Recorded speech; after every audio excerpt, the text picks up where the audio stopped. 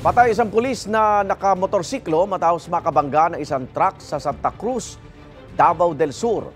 Batay sa investigasyon, nasa parehong direksyon ng truck at motor. Pero nag-U-turn daw ang truck kaya nakasalpukan ang kasunod nitong motor at tumila pa ng rider na pulis. Sinugod sa ospital ng pulis pero idineklarang dead on arrival. Kinilala po ang biktima na si Sergeant Wilfredo Gire na aktibong pulis sa General Santos City. Nasa kustodiya ng pulisya ang truck driver na walang pahayag.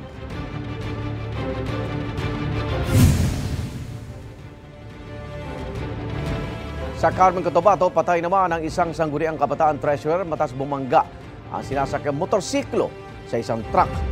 Batay sa investigasyon, bigla raw pumasok sa linya ng truck ang motor kaya nagkabanggaan. Pumailalim sa truck ang rider.